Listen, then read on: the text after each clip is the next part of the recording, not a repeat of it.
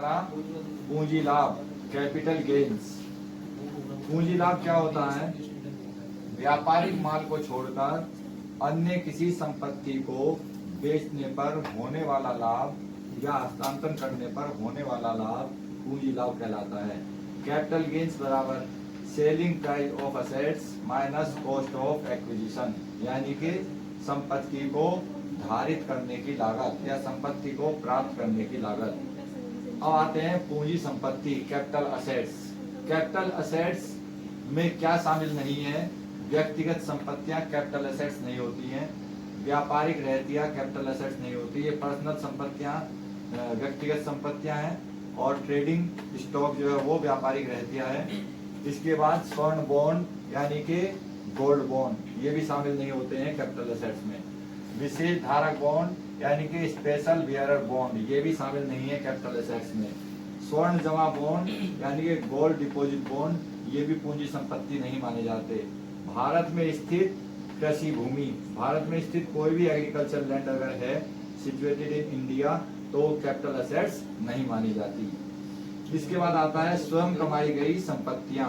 ये वो संपत्तियां हैं जो खुद कमाई जाती हैं, जैसे व्यापार की ख्याति की बिक्री, किराएदारी के अधिकार, मार्ग परमिट, करघे के घंटे, किसी वस्तु के निर्माण के अधिकार की लागत शून्य मानी जाएगी, किंतु ये कर योग्य होंगे।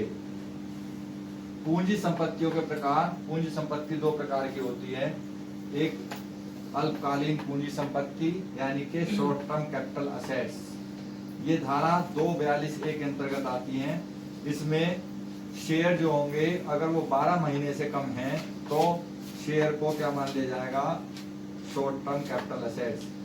लैंड और एंड बिल्डिंग अगर 24 माह से कम रही है तो उसे क्या माना जाएगा? Short term capital assets. Other के लिए 36 मंथ से कम यानी कि 36 माह से कम अगर कोई संपत्ति रहती है इन दोनों को छोड़कर तो उसे क्या माना जाएगा? अल्पकालीन पूंजी संपत्ति।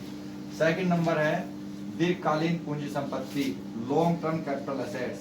यह धारा 229AA के अंतर्गत आती है। पहले यह धारा 229A था, लेकिन लास्ट ईयर में इसको चेंज करके 29AA कर दिया गया, क्योंकि 29A लायबल टू टैक्स की परिभाषा है, इसलिए यहाँ पर 29AA हो गया है।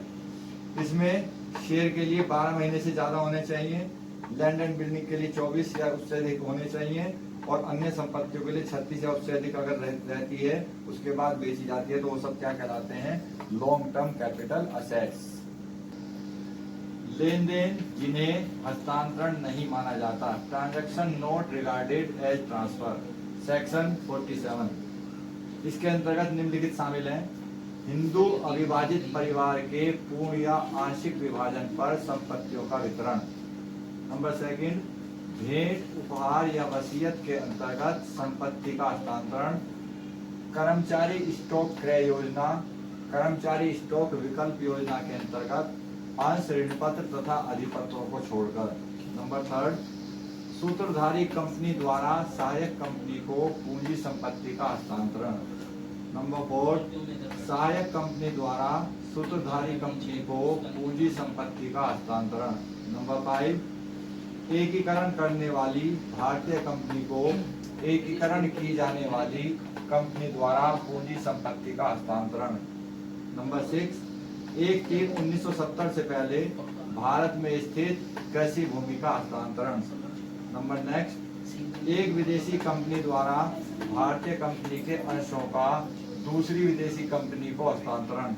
नेक्स्ट नंबर, एकीकरण की जाने वाली कंपनी के किसी अंशधारी द्वारा एकीकरण की जाने वाली कंपनी के अंशों का हस्तांतरण। नेक्स्ट नंबर, कला संग्रह, फोटोग्राफ, पेंटिंग आदि से संबंधित किसी पूंजी संपत्ति का हस्तांतरण। नेक्स्ट नंबर, बैंकिंग कंपनी के समामेलन की दशा में अन्य बैंकिंग संस्था को पूंजी संपत्ति का हस्तांतरण।